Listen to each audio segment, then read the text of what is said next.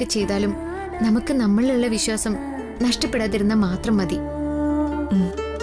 നമ്മളെ ആർക്കും തോൽപ്പിക്കാനാവില്ലമ്മേ. നീ എന്റെ മോള.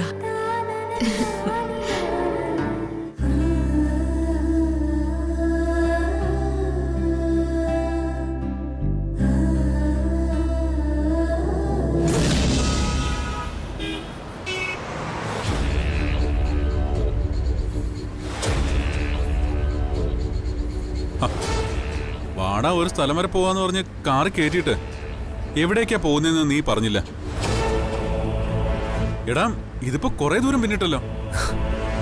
നീയേ ആ സീറ്റ് താഴ്ത്തി വെച്ച് നന്നായിട്ടൊന്ന് ഉറങ്ങിക്കോ. ഉറങ്ങാനോ? അതിനാണോ നീ എന്നെ കൊണ്ടുവന്നേ? കള്ളം പറഞ്ഞൊരിക്കൽ നീയും എന്നെ ഇതുപോലെ കാറ് കയറ്റിക്കൊണ്ടുപോയത് മറന്നോ? അങ്ങ് പെരുവണ്ണാപുരത്തേക്ക്. അന്ന് ഞാനും ഉറങ്ങുമായിരുന്നു. കണ്ണു തുറക്കുമ്പോ ക്ഷേത്രത്തിന്റെ മുന്നിൽ. നീ ഉറങ്ങിക്കോ. കണ്ണു തുറക്കുമ്പോ നിന്നെ ഞാൻ ഒരു സ്ഥലത്ത് കൊണ്ടെത്തിച്ചിരിക്കും. എടാ സഞ്ജു, നമ്മൾ എവിടേക്കാ പോകുന്നത്? തമാശ വിട്ട് നമ്മൾ പോകുന്ന സ്ഥലം പറ. നീ ചൂടാവാതെ. ഞാൻ പറയുന്നത് ക്ഷമയോടെ നീ കേൾക്കണം. അവന്തിക അടുത്ത് എന്നെ വിളിച്ചിരുന്നു. കുറെ കരയുകയും പറയുകയൊക്കെ ചെയ്തു. നിന്റെ അച്ഛൻ സുഖമില്ലാതെ കിടപ്പിലാണെന്ന്. സ്റ്റോപ്പ്! വണ്ടി നിർത്ത് സഞ്ജു. എടാ, വണ്ടി നിർത്താനാ ഞാൻ പറഞ്ഞേ. എന്തിന്? വീട്ടിലേക്ക് നീ എന്നെ കൊണ്ടുപോകുന്നെങ്കിൽ ഞാൻ വരുന്നില്ല. എടാ, സുഖമില്ലാതെ കിടക്കുന്ന നിന്റെ അച്ഛനെ നിനക്ക് കാണണ്ട. നീ എന്തൊരു മകനാ! മനസാക്ഷി നഷ്ടപ്പെട്ടോ നിനക്ക്? എടാ, ഇത് ഡ്രാമയാണ്. എടാ, എന്നെ വീട്ടിലേക്ക് വരുത്താനുള്ള നമ്പരാ എടുത്ത് ഇറക്കിയിരിക്കുന്നേ. ഞാനതിൽ വീഴില്ലെന്ന് മനസ്സിലാക്കിയ നിന്നെ വിളിച്ചത്. കല്യാണക്കാര്യം സംസാരിക്കാനാ അവരിപ്പോ എന്നെ വിളിച്ചു വരുത്തുന്നത്. ചേടാ, അതിന് നീ എന്തിനും ടെൻഷൻ ആവണം? കാതർമണ്ഡപം ഒരുക്കി വെച്ചിട്ടല്ല അവർ നിന്നെ വിളിക്കുന്നത്. അവര് വിവാഹക്കാരിയാണ് പറയുന്നെങ്കിൽ കേട്ട് നിന്നാ പോരെ. എടാ, അമ്മൂനെ മനസ്സിൽ പ്രതിഷ്ഠിച്ചു വെച്ച് മറ്റൊരു വിവാഹക്കാര്യത്തിന് ഞാൻ കാതു കൊടുക്കാനോ? എനിക്കതിന് കഴിയില്ല. അമ്മൂനോട് ചെയ്യുന്ന ചതിയാ അത്. നീ എന്നെ ഇറക്കി വിട്ടിട്ട് പോ. എടാ, ഈടത്തി പറയുന്നതിൽ സത്യം ഉണ്ടെങ്കിലോ? സേതു മാമയുടെ ആരോഗ്യനില നമുക്കറിയാവുന്നതാ. അറിയിച്ചിട്ടും പോകാതിരുന്ന. എടാ, നിന്റെ അച്ഛൻ എന്തെങ്കിലും സംഭവിച്ചു പോയാ ഏത് പുണ്യതീർത്ഥത്തിൽ മുങ്ങിയാലാ ആ പാപം മാറുന്ന? ജീവിതകാലം മുഴുവനും അത് വേട്ടയാടില്ലേ? അത് മാത്രമല്ല, നിന്റെ അച്ഛന്റെ കാര്യവും. നിന്റെ ഏട്ടൻ എവിടെയാണെന്ന് അറിയില്ല. അതിന്റെ വേദനയില്ല സേതുമാമ. നിന്റെ കാര്യം ഇങ്ങനെ. എടാ, നിന്നെ ഒന്ന് കാണാനാവാതെ കണ്ണടച്ച ആത്മശാന്തിയെങ്കിലും കിട്ടണ്ടടാ. എടാ, ലക്ഷ്മി കല്യാണത്തിന് സമ്മതിച്ച സ്ഥിതിക്ക് സാവകാശം കാര്യങ്ങൾ പറഞ്ഞ് അവരെ മനസ്സിലാക്കാം. ഇപ്പൊ അച്ഛനെ കണ്ടിട്ട് നമുക്ക് വരാം. ഏടത്തേക്ക് ഞാൻ വാക്ക് കൊടുത്തുപോയി. സച്ചി, നീ ഓക്കെ അല്ലേ?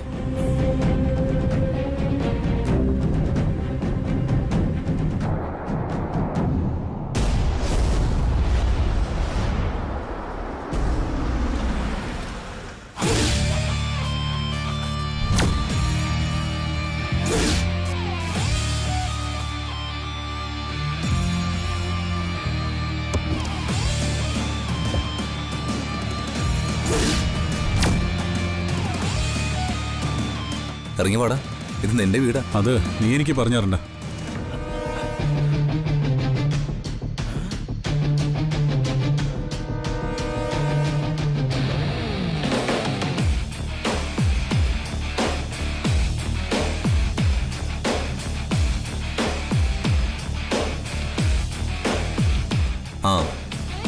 നിന്നെ സ്വീകരിക്കാൻ അവന്തിക അടുത്ത് എത്തിയല്ലോ.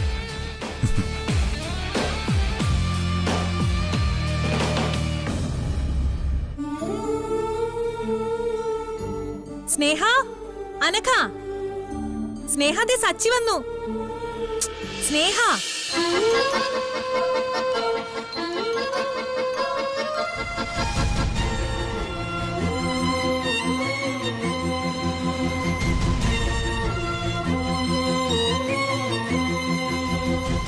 സച്ചേട്ടാ,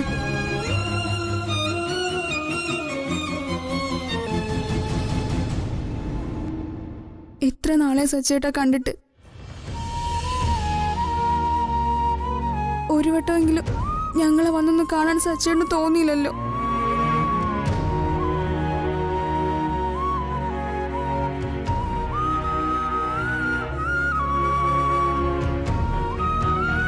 സച്ചി വന്നല്ലോ.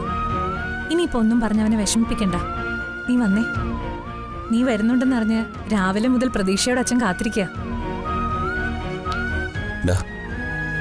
ചെന്ന് അച്ഛനോട് സോറി പറയടാ. നീയല്ലേ എന്നെ കൂട്ടിക്കൊണ്ടുവന്നേ, നീ കൂടി വാ, നമുക്ക് ഉടനെ പോണം.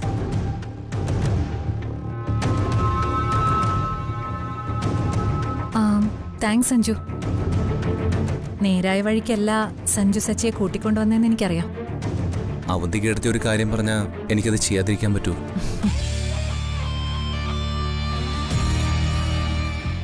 ഈ കക്ഷി ആരും എടുത്തി? എന്റെ അനിയത്തിയാ അനഘ. ഓ സച്ചേട്ടാ വാ. സഞ്ജു വാ.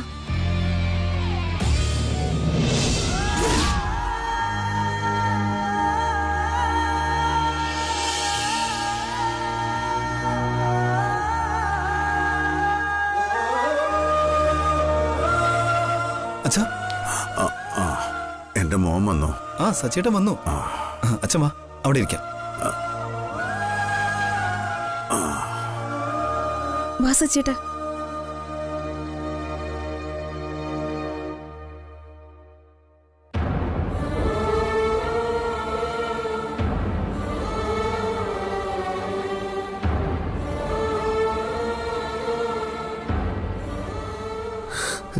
സച്ചി മോനെ, വാ, അച്ഛൻ്റെ അടുത്ത് വന്നിരിക്കും. വാ.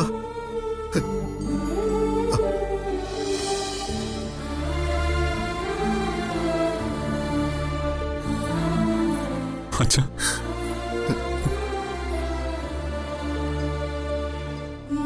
അച്ഛന് സുഖമില്ല അച്ഛാ. നിനക്കിപ്പോഴെങ്കിലും ഒന്ന് ചോദിക്കാൻ തോന്നിയില്ല മോനെ? അച്ഛൻ്റെ സുഖവിവരം അറിയാൻ നിന്നെ സഞ്ജു കൊണ്ടുവരണമല്ലടാ.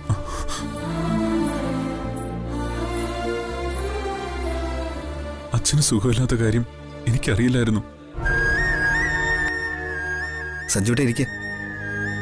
ചായ എടുക്ക. ഇടയ്ക്ക് വീട് വരെ പോയിട്ട് വരാൻ ഞാൻ അവനോട് പറയാറുണ്ട്.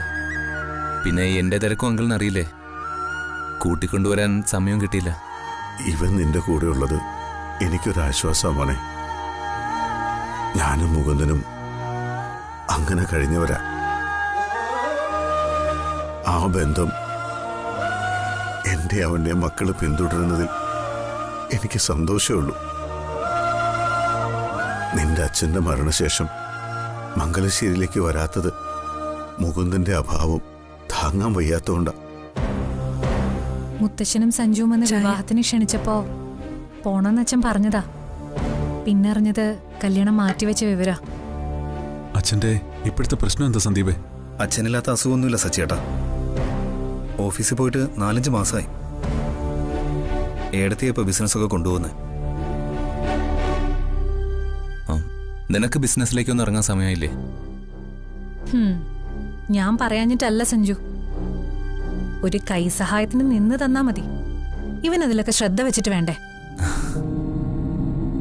അവന്തിക എനിക്ക് ഒരു മരുമകളല്ല സഞ്ജു, മകള് തന്നെയാ.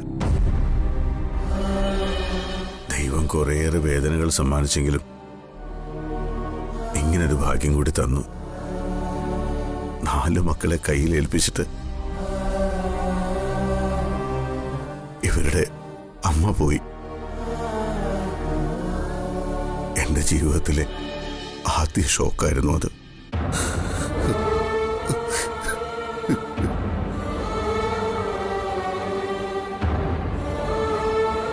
മൂത്ത മകന്റെ വിവാഹം നടത്തി കുടുംബത്തിൽ ഇല്ലാതെ പോയ ഒരു ഗൃഹനാഥയുടെ വിടവ് നികത്തിയിട്ട് ഒരു ദിവസം ആരോടും പറയാതെ അവൻ പോയി. മകൻ ജീവിച്ചിരിപ്പുണ്ടോ മരിച്ചുപോയോ എന്ന് പോലും എനിക്കറിയില്ല. അച്ഛാ, അതെനിക്ക് 2ാമത്തെ ഷോക്കായി. അവൻ പോയെങ്കിലും എന്റെ മകള് ഞങ്ങളെ വിട്ടു പോയില്ല. ഒരു പ്രതീക്ഷയില്ലാതിരുന്നിട്ടും ഇവൾ ഈ കുടുംബത്തിന് വേണ്ടി ജീവിക്കുന്നു.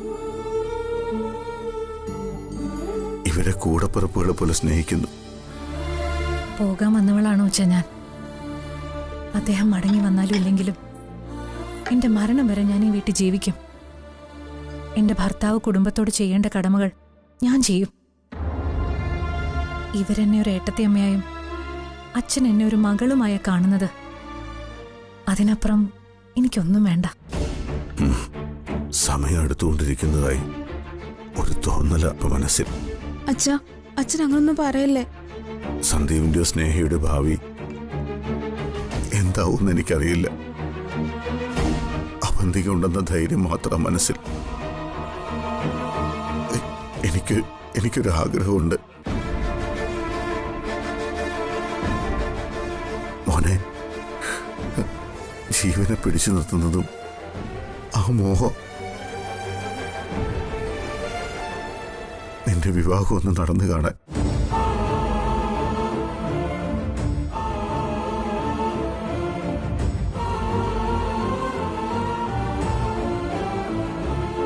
എന്നെ ഇങ്ങോട്ട് വിളിച്ചപ്പോ തന്നെ എനിക്കത് മനസ്സിലായി. എന്താ സച്ചി, നീ വിവാഹം വേണ്ടെന്നാണോ കരുതുന്നത്? നിനക്ക് താഴെ വിവാഹപ്രായമായ ഒരു പെൺകുട്ടിയുണ്ട്. കുടുംബത്തിന്റെയോ ബിസിനസിന്റെയോ ഭാരം തലയിലെടുത്ത് വെക്കാൻ ഞങ്ങൾ ആരും നിന്നോട് പറയുന്നില്ല. വിവാഹം കഴിക്കാനേ പറയുന്നുള്ളൂ. അത് തെറ്റാണോ സഞ്ജു? നീ എൻഗേജ്മെന്റ് കഴിഞ്ഞ് നിൽക്കല്ലേ? ഈ എടുത്തി പറഞ്ഞാൽ എവിടെയാ തെറ്റുള്ളത്? ഒരു വിവാഹത്തിന് ഇവൻ പ്രിപ്പയർഡാ, അതെനിക്കറിയാം. സച്ചിയുടെ പെൺകുട്ടിയെ തെരഞ്ഞൊന്നും നടക്കണ്ട. സച്ചിയുടെ ചെയ്യുന്ന നല്ലൊരു കുട്ടിയെ ഞങ്ങൾ കണ്ടുവച്ചിട്ടുണ്ട്.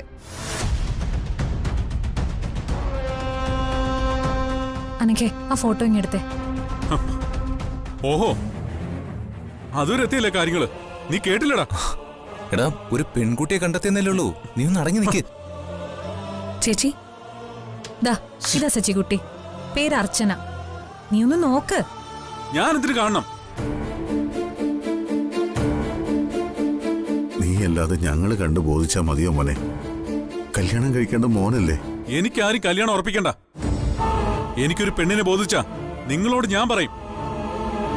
അതുവരെ നിങ്ങൾ എന്നെ ഒന്ന് വെറുതെ വിട് പ്ലീസ്. മോനെ, നിന്നെ ഇനി അങ്ങനെ വിടാൻ ഉദ്ദേശിക്കുന്നില്ല. പെൺകുട്ടിക്ക് എന്തെങ്കിലും കുറവുണ്ടെങ്കിൽ നീ പറ. കാണാൻ സുന്ദരി, നല്ല വിദ്യാഭ്യാസമുണ്ട്, നല്ല തറവാട്ടുകാര്, പൊരുത്തങ്ങളെല്ലാം ഉത്തമം. എല്ലാത്തിലുപരി നിങ്ങൾ തമ്മിൽ കാഴ്ചയിൽ നല്ല ചേർച്ചയുണ്ട്. ഇതിൽ കൂടുതൽ എന്താ വേണ്ടത്? ഞങ്ങൾക്ക് ഈ വിവാഹം നടത്തിയേ തീരൂ. എഴുതി ഒന്ന് നോക്കട സച്ചി. ഫോട്ടം കൊണ്ട് വന്നിരിക്കുന്നു. എടാ സച്ചി, നീ എന്താ നാടൻ കളിക്കണം എന്റെ മുമ്പില്? മോനെ, എടാ, ഒരു കാര്യം ഞാൻ എല്ലാരോടുമായി പറയാം. നിങ്ങൾ കണ്ടെത്തിക്കൊണ്ടുവരുന്ന ഒരു പെണ്ണിന്റെ കഴുത്തിലും ഞാൻ താലി കെട്ടില്ല. ഇവിടെ വെച്ച് നിർത്തിക്കോണം. ഞാനൊരു പെണ്ണിന്റെ കഴുത്തിൽ താലി കെട്ടുമെങ്കിൽ അത് ഞാൻ കണ്ടെത്തിയ പെണ്ണായിരിക്കും. ഇറങ്ങി വാടാ. കണ്ടില്ലേ അവൻ ഇറങ്ങിപ്പോയത്? നമ്മളൊന്നും അവന് വേണ്ട. ഏട്ടന്റെ വഴിക്ക് തന്നെ അവനും പോകുന്നത്. മോനെ, അവൻ എതിർപ്പ് പറയില്ലെന്ന് കരുതി ഞാൻ പെണ്ണിന്റെ അച്ഛന് വാക്ക് കൊടുത്തുപോയി. വലിയ പ്രതീക്ഷയിൽ അവര് ഈ വിവാഹം എനിക്ക് നടത്തിയേ തീരൂ. നീ അവനെ പറഞ്ഞ് സമ്മതിപ്പിക്കണം. ഞാൻ നിന്നോട് അപേക്ഷിക്കുക. അയ്യോ അങ്കിളെ, അങ്ങനെയൊന്നും പറയരുത്. ഞാൻ അങ്കിളിന്റെ വേദന അവനോട് പറയാം. സഞ്ജുന് മാത്രമേ അവനെ കൊണ്ട് സമ്മതിപ്പിക്കാൻ പറ്റൂ. അവൻ ഒഴിഞ്ഞു മാറിയ അച്ഛനത് താങ്ങാൻ കഴിഞ്ഞൊന്നും വരില്ല. നീ അവനോടത് പറ. ഞാൻ സംസാരിക്കാൻ എടുത്തി. സഞ്ജു, ഒരു കുടുംബം നിന്നില്ല പ്രതീക്ഷ അർപ്പിച്ച് കാത്തിരിക്കുന്നേ. ഞാൻ എടുത്തേ വിളിക്കാം. ഇറങ്ങട്ടെ അങ്കിൾ.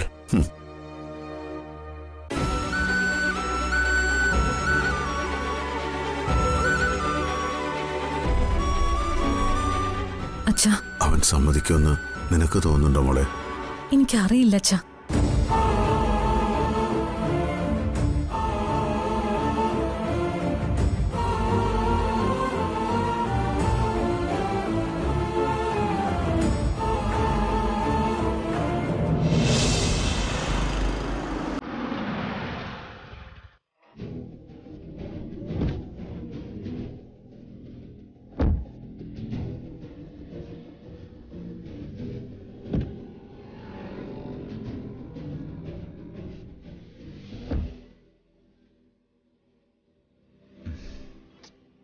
എന്താടാ സച്ചി ഇത്?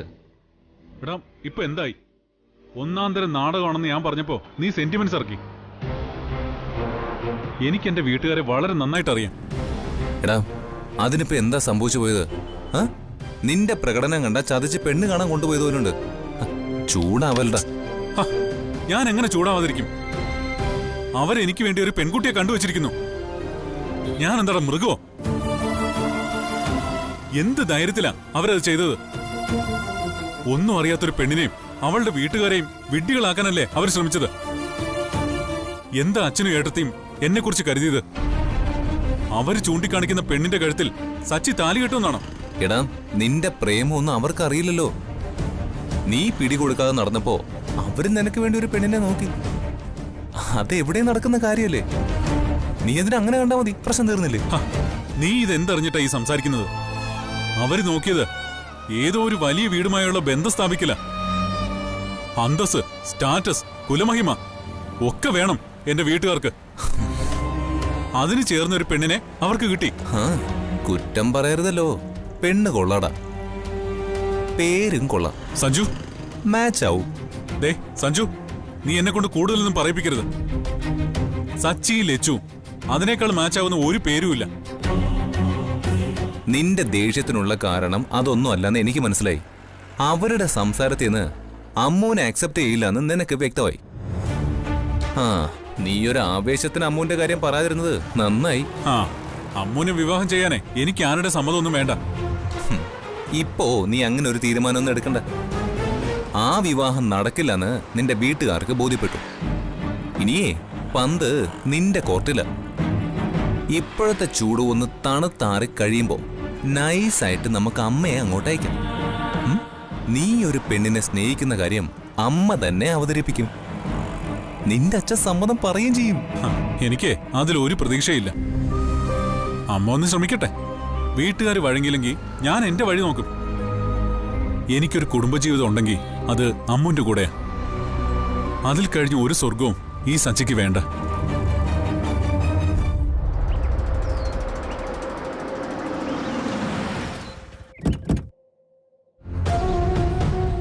സഞ്ജു, എടാ ഒന്ന് നിന്നേ. എന്താടാ? നമ്മള് എന്റെ വീട്ടിലേക്ക് പോയെന്ന കാര്യം സ്വാതിക്കറിയോ? ഞാനത് സ്വാതിയോട് പറഞ്ഞിട്ടില്ല. എന്താടാ? എന്നാ ഇനി അത് അവളെ അറിയിക്കണ്ട. ഞാനത് മറക്കാനാ ശ്രമിക്കുന്നേ. അതേപ്പറ്റി ഒരു സംസാരം പോലും ഞാൻ ഇഷ്ടപ്പെടുന്നില്ല. നീ വാ.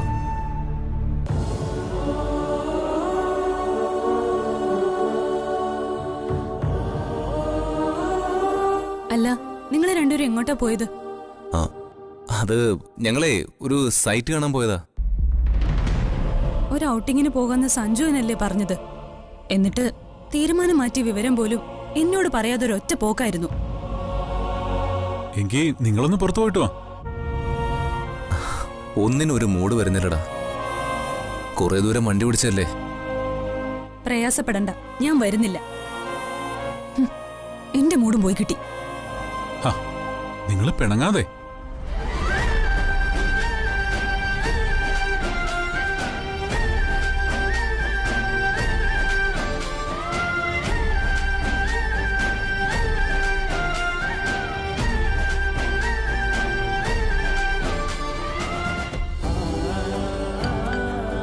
താങ്ക്സ് അമ്മു.